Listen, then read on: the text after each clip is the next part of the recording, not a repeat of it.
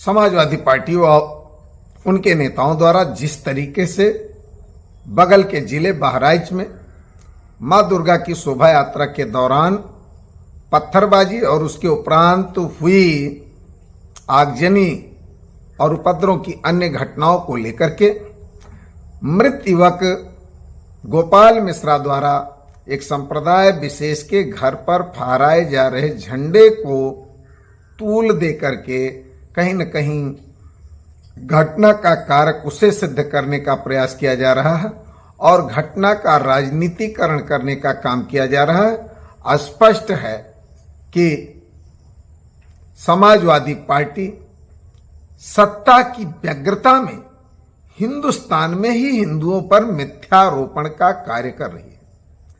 किसी भी घटना के उपद्रवी किसी धर्म विशेष के हितैषी नहीं होते, वो हमारे समाज के विघटनकारी होते हैं।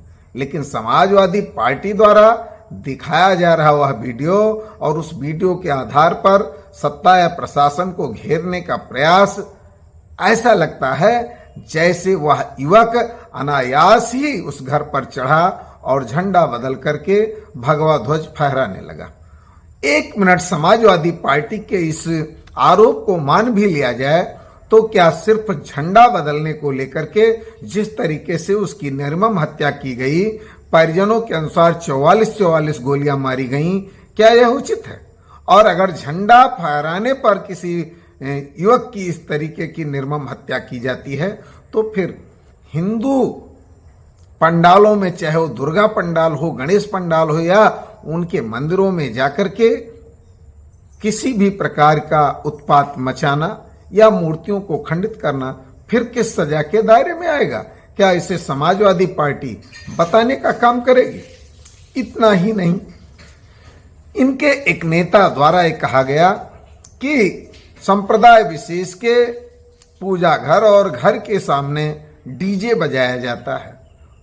यहां बड़ा सवाल कि डीजे तेज आवाज में बजना, समाज का हर प्रबुद्ध वर्ग उसका विरोध करता है, लेकिन उसे धार्मिक आधार देना, फिर तो ये यूं हुआ कि हिंदुस्तान में हम दुर्गा स्तुति, हनुमान चालीसा एक दिन उनके त्योहारों पर सुनना नहीं चाहते, फिर तो कल को अगला मजहब का व्यक्ति कहेगा कि हम हिंदुस्तान में आपका अजान क्यों सुने।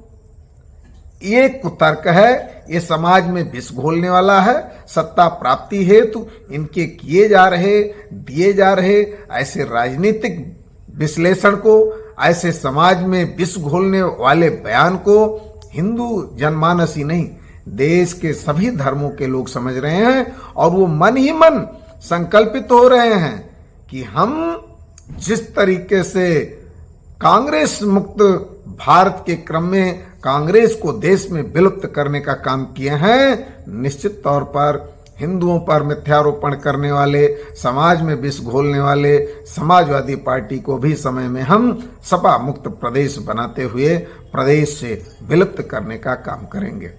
निश्चित तौर पर जिस तरीके से उत्तर प्रदेश सरकार और उसके प्रशासन द्वारा दोषी थानाध्यक्ष और चौकी प्रभारी पर कार्रवाई किया गया, चिन्हित कर उपद्रवियों को गिरफ्तार किया गया, पीड़ित परिवार को अंतिम संस्कार के लिए राजी किया गया, यह सराहनीय कृत्य है। इसमें किसी को भी राजनीति नहीं करना चाहिए, अपितु समाज में भाईचारा बनाए रखना चाहिए। हमारे हिंदू समाज के तमाम लोग न सिर्फ नवरात्रि में मां दुर्गा को चुनरी चढ़ाते हैं, अपितु जाके वो मजारों पर चादर भी चढ़ाने का काम करते हैं। और हमारे मुस्लिम समुदाय के भी कुछ लोग हिंदू त्योहारों में बढ़ चढ़ करके भाग लेने का काम करते हैं। तो ये आपसी भाईचारा और सौहार्द बना रहना चाहिए। लेकिन कुछ लोग सिर्फ कौमी एकता का संदेश तो देते हैं, लेकिन वो पत्थरबाजों पर मौन रहते हैं और राजनीतिकरण हेतु, वोट हेतु, सरकार विशेष को घेरने हेतु मिथ्यारोपण करने का काम करते हैं। निश्चित तौर पर इसमें समाजवादी पार्टी हो या उसके सहयोगी दल जो भी ऐसा बयान देते हो, उनकी जितनी निंदा की जाए वो कम है।